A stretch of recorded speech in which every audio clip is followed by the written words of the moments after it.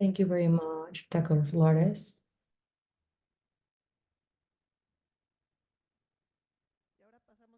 And now we will go to the presentation of results from the project of the water sector with the fantastic team of Pronatura.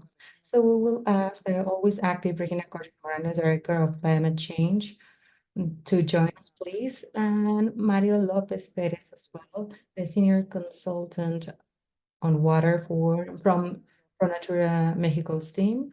And Your Excellency will, Miss Ambassador and Guellec from Netherlands in Mexico.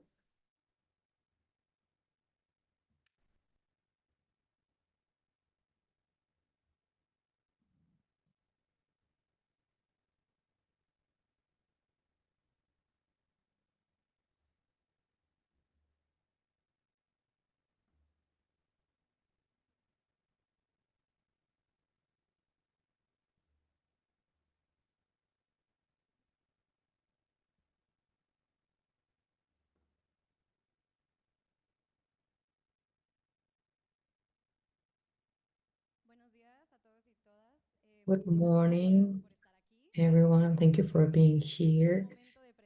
Now it's the time to present a model document of the subnational policies for adaptation and resilience in the water sector. This sounds easy, but it was a very interesting project, very challenging one. And before saying anything, I want to thank the European Union, Javier and Laura, for all of your support during all times the project and our team.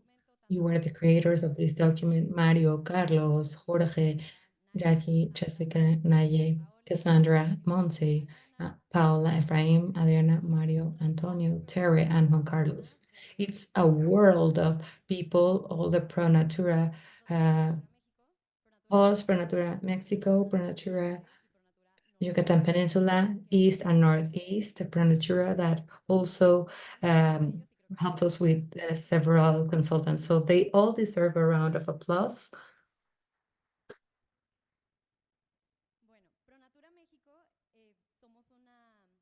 Pronatura Mexico, it's a strategic organization for the different sectors, such as the public and private and academy as well.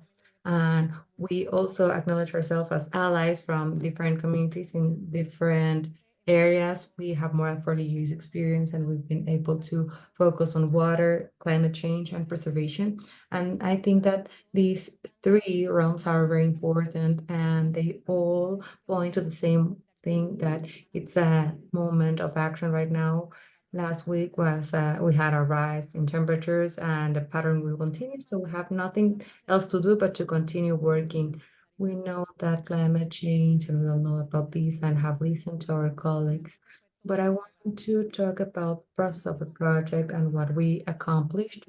Right now, we are in the final lane of this project where you will be able to have access to these English and Spanish versions. I want to thank the people that are joining us remotely. And the project had several moments. The first one is when we performed study cases, and this was in the basin of Guatemala, Panaco River, Yaqui River, and the Yucatan Peninsula mantle as well. So we analyzed the judicial framework. We want to thank Maria Margarita and Fabiola, who perform interviews and also different workshops. They are joining us here today. And we were able to identify different risks and vulnerabilities and make some recommendations. There's also a workshop where our colleagues were present. One was held at Merida and the other one, Mexico City. Both of them were very enriching, different topics. First, study cases, and the second one to gather more ideas and recommendations about adaptation to climate change for the water sector. We know that water is everything. As Javier was mentioning before, water is life and life is everything. And it's not just a sector, water sector. Everything is a part of this sector, and this is crucial. We need to highlight this. and well, our model document. I don't want to talk about this too much. We have our experts and our ambassador, but we can see a little bit of this document. It's analysis of the national and subnational context, the judicial and political framework. We are also going to learn about lessons learned and recommendations for Mexico with the focus of the European Union. We have change theory recommendations at subnational levels and policies, always with inclusion, and we've seen a lot of focus on this. How important is the cross-sectional part of it all? And for the main risk, well, of course, we have the first one is water scarcity. The 3 years were the most severe in Mexico. The augmentation of the saline intrusion. We can see how the level of the sea is increasing in our territory. The decrease on quality in our water. There is a scarcity of safe water with also catastrophic floodings. We've had droughts as well, and this is increasing. We mentioned Addis a few moments ago, and of course, infrastructure damages, which is costing us a lot. Which were the main challenges that we were able to analyze? Well, the lack of coordination between different actors, society, and also at levels of government, the lack of capacity to plan, apply, monitor, and assess adaptation. Seen that many times there are plans, but once you try to implement them or assess at a long term, there's no enough resources. And also, we need to have more early alert systems, infrastructure monitoring, the lack of infrastructure challenges.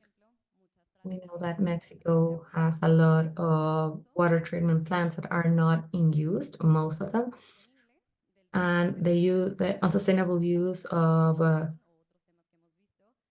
areas where we can recover water, and this is related to deforestation, the excess consumption of water for human activities. We've seen this part in the agriculture, and also the lack of consideration of gender roles that are essential for consume. And this is the QR code. The first one is the project website for Pronatura. The second one, I think that this microphone is running out of battery, sorry.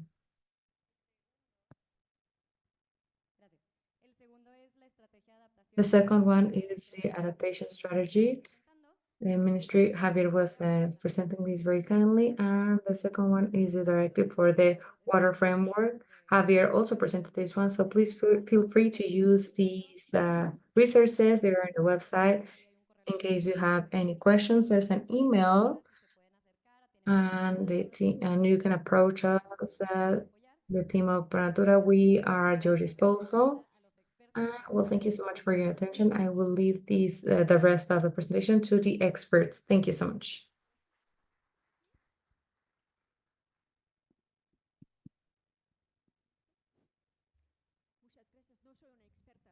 Thank you very much. I'm not an expert. I'm just a joint ambassador. Thank you very much. I'm very excited to be here today. For Ambassador Minion and me will be the last time that I will be here at a formal event, because after 3 years in Mexico, I will go back to my country next week. But I think that it's not a coincidence, because water was a huge part of my work over here during 3 years.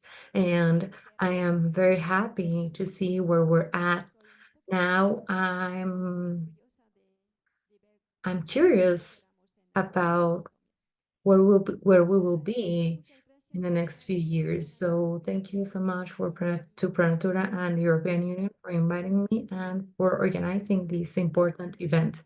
I will be brief, and we will talk a bit about my country. As we've seen, these dialogues emphasize the relevance that we should be adopting.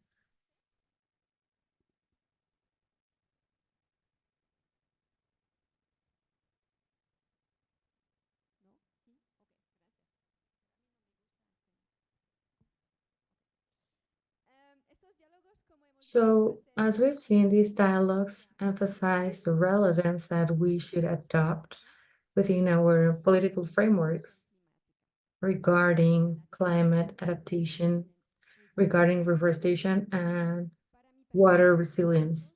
For my country, the Netherlands, is a fundamental topic for our relationship with Mexico, and in our own experience with water. Remember that 1/3 of our territory is below the sea level, and this has made us a very experienced partner for you. So the climate change has been the reason for us to adopt much more holistic solutions based on nature.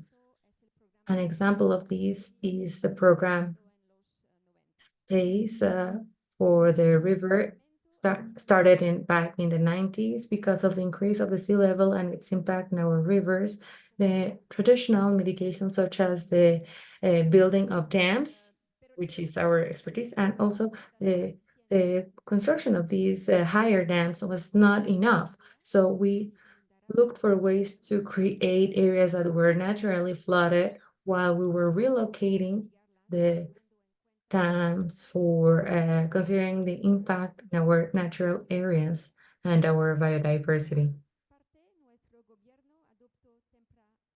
Our government adopted earlier on these public policies for regulation that acknowledge climate change and its effects at a long term. One example is the water law legislation by 2019 that integrates these local and national efforts in water issues.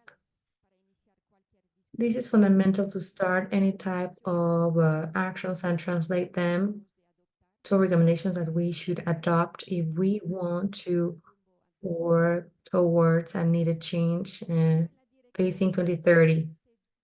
A step in the right direction is this, in which many countries from Europe are setting the example, and the EU adaptation framework and the EU word strategy were used to analyze risks and vulnerabilities. But I'm not an expert. Here, right next to me, we have a water expert. And Mario, please, would you be so kind to explain a little bit of what has been done so far?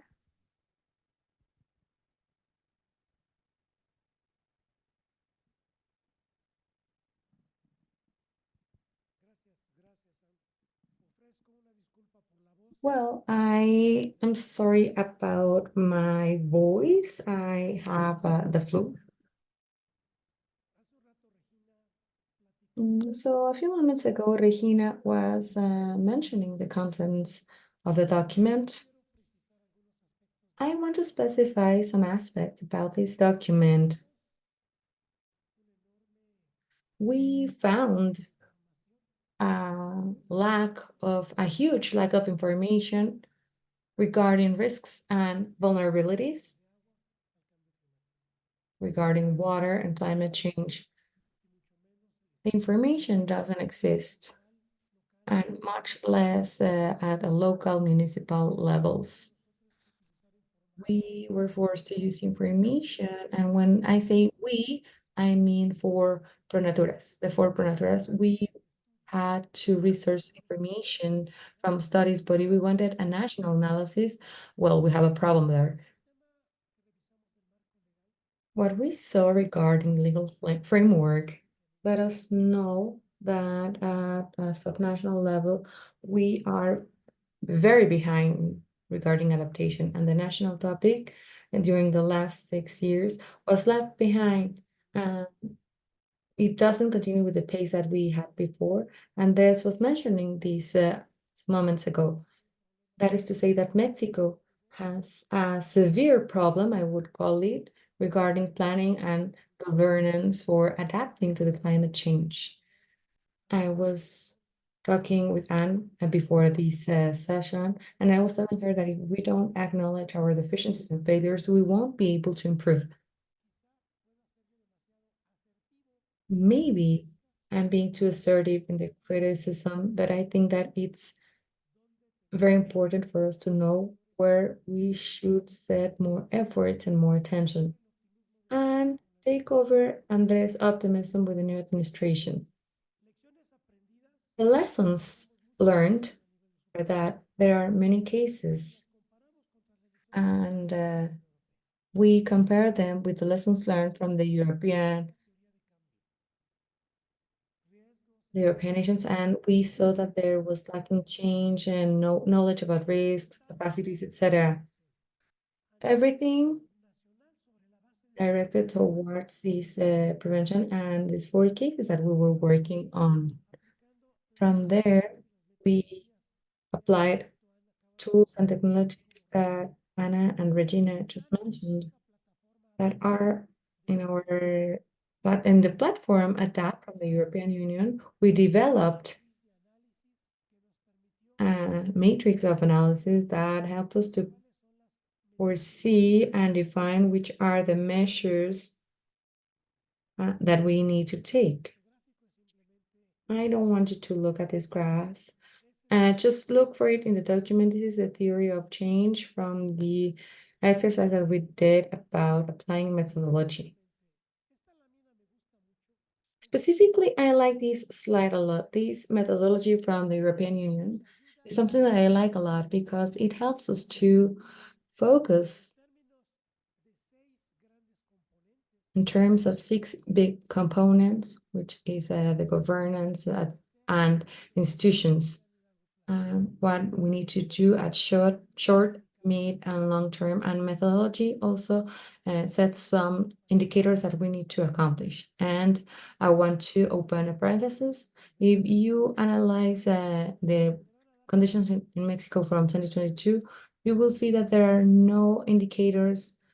It only has general concepts and 4 components that we need to analyze, but there's nothing particular about it. And why not? Because we don't have there the information from the bottom to the top so that we can set this up in the MDC. And why isn't it there? Well, it's a governance problem, a problem of lack of communication, and a problem of lack of guidance from the national level, state level, and municipalities level. So everything is discussed, as Javier was mentioning, mitigation, this word. It's and we talk very little or practically nothing about adaptation. So those are the other categories of this tool from the European Union, which is finance and economy, physical and technological solutions based on nature, and the knowledge and change of behaviors. These helped us to have the 4 examples and the model of what at the subnational level Mexico needs. And this is a case of solutions based on nature, specific things. And here you can see that it's very particular regarding where and how much it will cost. And the recommendations by priority in the document.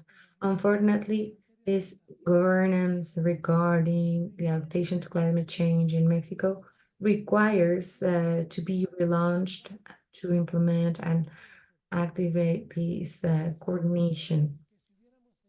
Allegedly, if we would follow these climate change regulations, today all of the states from the Mexican Republic would have this information, but I am wondering if this commission still works nationally.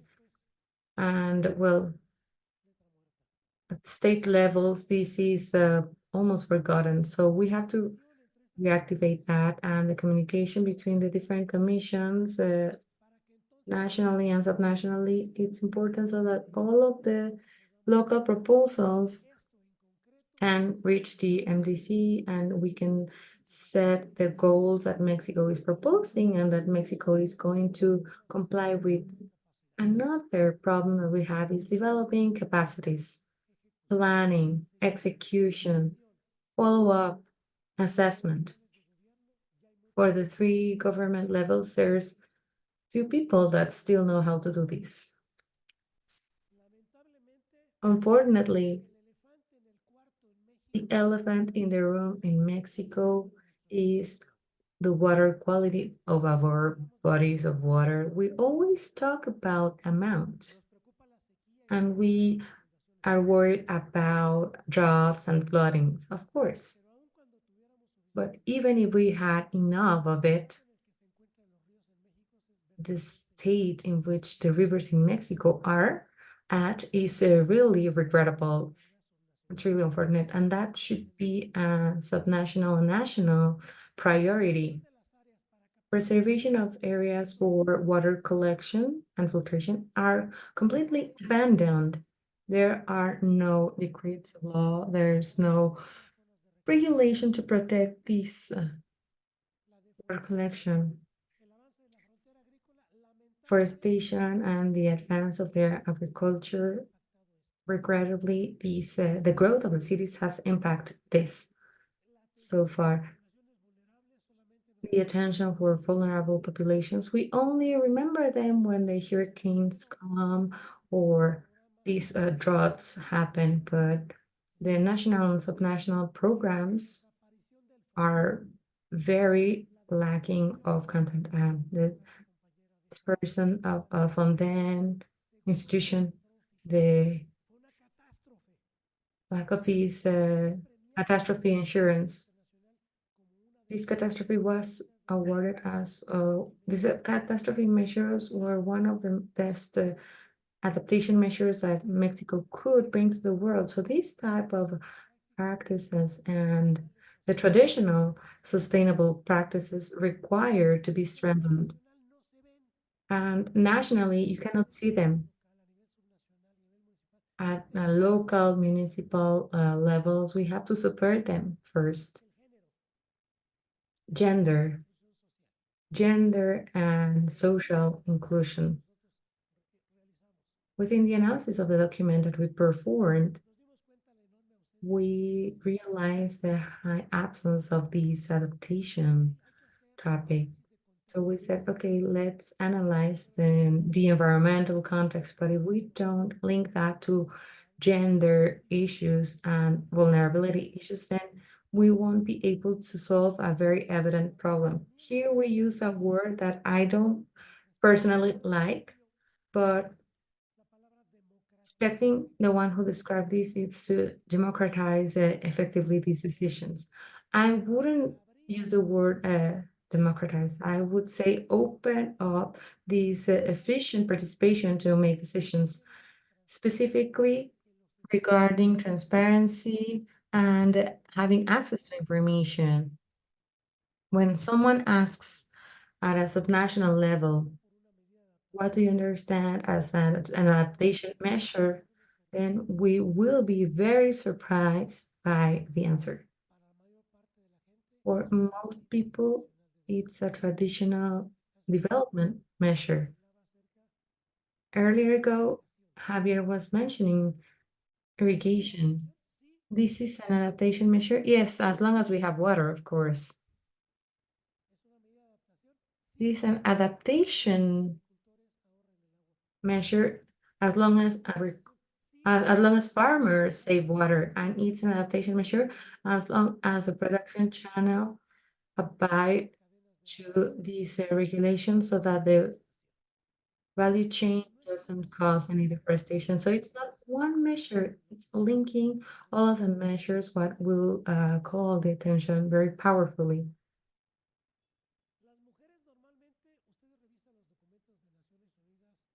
Women usually, you review the documents, and there's only one document that says that we need to empower women with this aspect.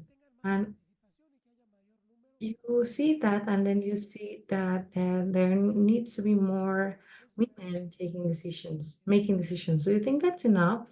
Of course, it's not enough. This is a failure, an origin failure. And if we can see this worldwide, well, This is critical, even more critical at a national level. The dialogue between different experts, environmental expert, water expert, agriculture experts, each speaks their language, and we don't communicate with expert and social actors. We are not united, and we were able to see this in our uh, work. And definitely, there's no statistics regarding gender and social inclusiveness. There is no such thing nationally and subnational. Very fast priorities. The Kutsamala Basin. Well, for us, we have a clear idea of the problem. It doesn't work if there's no governance. And the governance that we are mentioning is the commission of a basin in the framework of national waters. These are other priorities. So please note the last one. Intelligence Center for Water and Climate. If we do not if we're not able to gather information and link the academia with these experts, then we won't be able to do it. If we want to do it from the top to the bottom, there we will never find the resources to do so. The low basin of the Pánuco River. We have Adriana here, we have Rosario here, and they define as a priority monitoring and knowing the accumulated effect of human intervention so that we can act accordingly and correct as we need to. So they are saying we need knowledge and with that we don't have right now to be able to make decisions that are fit to it. These are other priorities. Please note the last part of the priorities. An environmental contingency fund.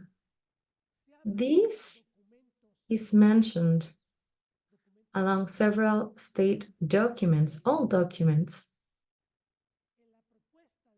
And for the proposal for the Pánuco,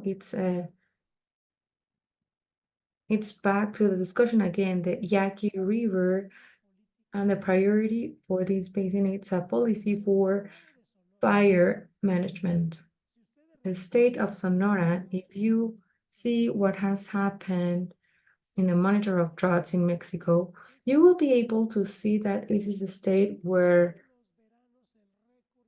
every summer they have broken the records of temperature. Every summer this happens. 51 degrees in Hermosillo, 52 degrees in Cajeme.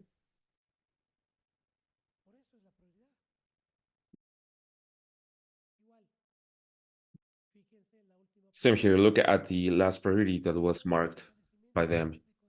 Strengthening in conservation, public and private. I think Andres mentioned it, government cannot do it all. We need the participation of society, and not in altruist way, but in a committed way. Because we are all co-responsible for everything that's happening right now. The peninsula in Yucatan, the most evident that it's conserving and restoring, that's their priority, but it's not the only thing. The first of them to strengthening the adaptation of public policies on climate change. Peninsula Yucatan is one of the most vulnerable regions in Yucatan with weather and climate. We've seen Naveril, we've seen in the past Vilma, several hurricanes have been going through the peninsula. Conclusions on the document. We need to recognize the omissions and gaps that Mexico has regarding adaptation. Cooperation with the European Union has been very important for us in this exercise to put all the advances in perspective regarding climate change and the water issues. The instruments that they have developed and that have served as shared experiences have allowed us in these 4 water basins to generate a subnational policy that guided us to the water sector resiliency. What are the next steps? Gentlemen, institutional coordination, governance, it's fundamental. Forming skills and ensuring resources. Thank you very much.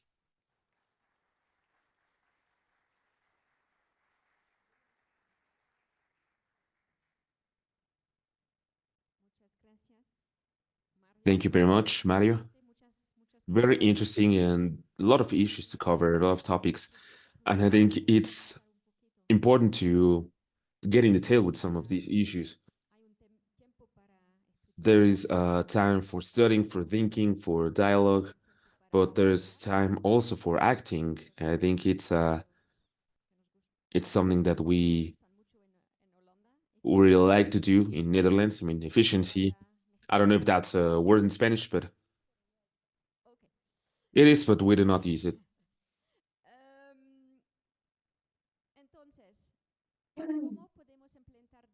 So how can we implement in a joint effort, the European Union and Mexico, the recommendations highlighted in this document? In specific, the first thing I can say it's we have our priorities clear with the vaccines and translated into a subnational level. The support that can be provided by the European Union in the short term, maybe I'm committing Javier and Laura in this, but I'll do it. It's variable. We said before that it's climate diplomacy assistance or some sort of that what you offered. I know the experience of working with different embassies from the European Union, different countries, French, German, Swedish, Spanish, from the Netherlands. Technical assistance with experts focused on some of these priorities up to helping ourselves or among each other, as we were saying. I think Javier mentioned this, to generate projects that are affordable for having access to global resources. It's something that we are thankful for. We do not have people that can make a project that can get to the bottom of global adaptation or to the Green Fund. Mexico hasn't used the money from the Adaptation Fund money. Why? Because we haven't been over the filters. I mean, I'm talking regarding water issues from any and from the designated national authority, not even to send a proposal. Why? Because we do not know how to make projects. European Union can help, can assist forming skills in a subnational level, national level, of course, for this purpose. Several recommendations that have been made are for improving public policies. They are focused on generating state plans for adaptation.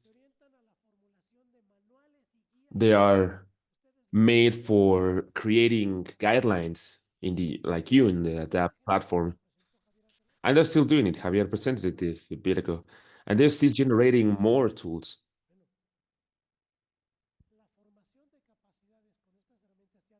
Creating skills and adapting like it was for deforestation, the regulation for deforestation. It's something that we can use in the four water basins that we have as pilot projects. And from there we can take it from there up to a national level. My recommendation is to act at the same level in a subnational level than national level. That's the way that you can help us implementing recommendations. Thank you. Governance, it's an issue that it's essential. My ambassador also believes in this, as he expressed in May in a local, international, and subnational level. But who do you see as key stakeholders for implementing recommendations from this assessment? I was saying a moment ago that in a subnational level, there's a great gap in governance, a gap in terms of interminister gaps with adaptation plans, shaping skills, shaping people, etc. I think that the following NDC, Mexico would be a contributor from the local level to the national level and vice versa. I mean, who are the great stakeholders? For me, are the decision makers in a subnational level. Why? Because they know in detail everything that is happening in their own environment. At a national level, sees the whole picture, and as they see so many problems and so many things, they have a different level of priorities. And sometimes they leave aside sensitive issues at a state level or subnational level. That's why I'm saying that it's from it's from top to bottom and from bottom to top for the new NDCs, the new adaptation plan that Mexico it's fostering and publishing, so they can have the contribution from local to national. There is an issue with information, as I was saying before, and with knowledge regarding adaptation measures. Sometimes in a subnational level, we get confused with a adaptation measure and a development measure because we are used to planning in a traditional way. Let me give an example. In a federal level, there are some rules that the Ministry of Communication and Transportation follow in order to build highways. From those regulations, you can see them, and they have a regulation for the size of drainage that they need to have, for example, for the water flow. If you check from these different scenarios with climate change, that regulation is insufficient. Drainage systems do not have the capacity to drain water. But what's the easiest thing in a highway when you go there, as we've been doing it before, from the 50s, I think, because that regulation is from the 50s. At state level, it's the same thing. They have their own highways, and there's this national law implying, which is a problem. The key factors for implementing or to fill the gaps in the decision-making process in a more particular way are the inter-minister states, the ones that are not working, that are not functioning currently, that do not work or that they do not exist. Why? Because we are obliged to all the ministers in each state that are related to this issue to gather up, to coordinate themselves, and to allocate a budget, which is fundamental, and not thinking in oh, it's an adaptation measure. I need to look for financing in a national level. No, they have to think as they do it locally, how to solve it locally, with the help, obviously, of the national level. So I think that that's where we need to focus our efforts from the decision makers to implement this. So we have the problems, the solutions, the stakeholders, the money.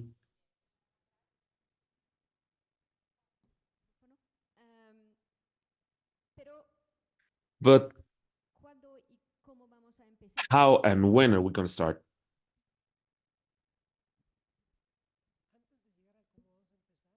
Before I tell you how or when we're going to start, I would like to focus on financing, funding. I'm a believer of that it is a myth that there are no resources. You can throw stones at me, but I do believe there is money. The problem is that we do not know how to have access to it, and we don't know where these sources of resources are in a subnational level and, excuse me, at a national level as well. For me, the issue, as I was saying in the case of Mexico, is that we don't know how to create projects. Projects that may be undertaken to the consideration of international forums, to regional funds, or even national funds.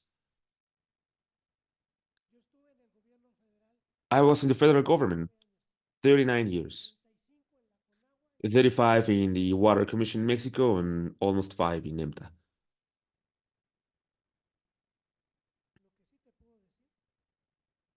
What I can tell you is that there's not enough skills to make projects, and people think that the project business as usual is the one that has to be funded.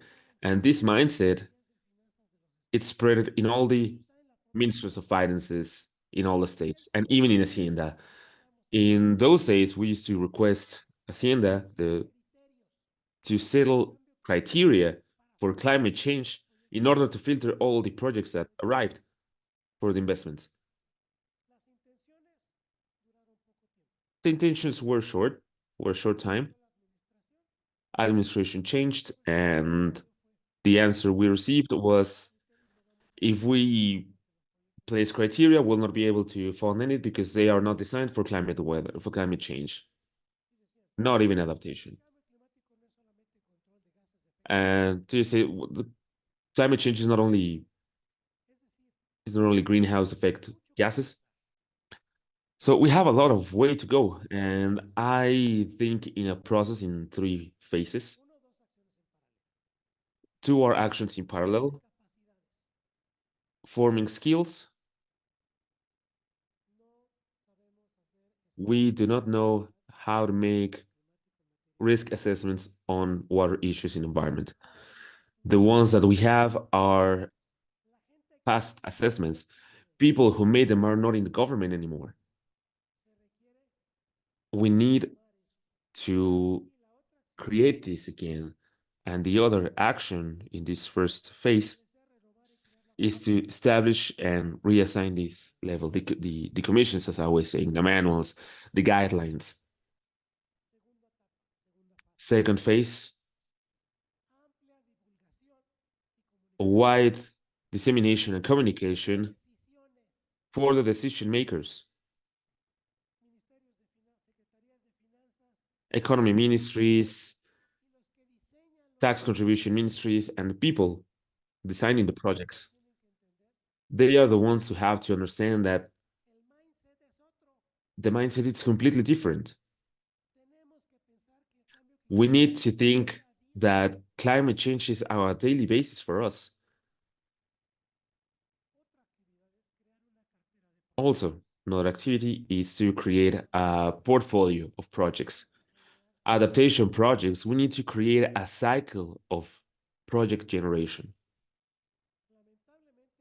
Unfortunately, all the people that are coming to the next government are proposing projects that were designed or established 10, 15, 20 years ago, designed with that mindset, with that regulation in mind.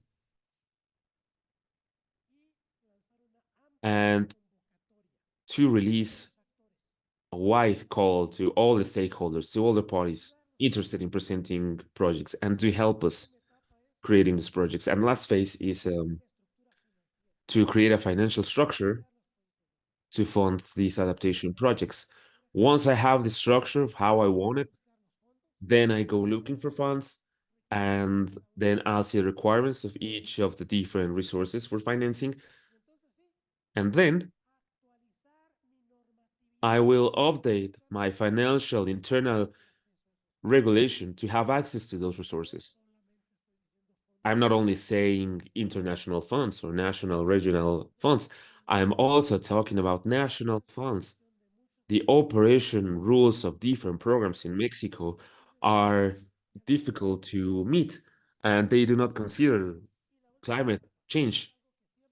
And that's the last phase, and something that we usually forget to promote investigation, research, technological research, and innovation. That's the last phase. But if you ask me how long it will take each of these phases, I would say they are all in the short term. Thank you, Mario, so much. It's a very ambitious proposal, and I think it's important to recognize what is going on and what we need to do. Something that I think it's very significant is education on young people, because now, or well, in the future, they will be responsible for the country as well, and they need to have a little bit more education in our country as well, because water is not something that will remain, if we do not change our ways for living. Collaboration, international cooperation, of course, with Europe, of course, but national collaboration, and I think not only between governments, but between governments, companies. It is a model in the triple axis, and I think there's a lot of potential in Mexico as well for this model. More attention to the people, the more vulnerable people, and the parts that are more vulnerable, and to create more awareness on the impact of water for these people. I think that's also something basic. I wish a lot of success, uh, best of luck in the future, and thank you so much to Pronatura and Javier. Now it's your responsibility with your team to keep this way, and well, thank you for the invitation. Thank you for your transparency. Thank you for your transparency. Thank you, Javier. Thank you, Laura. Thank you for your support.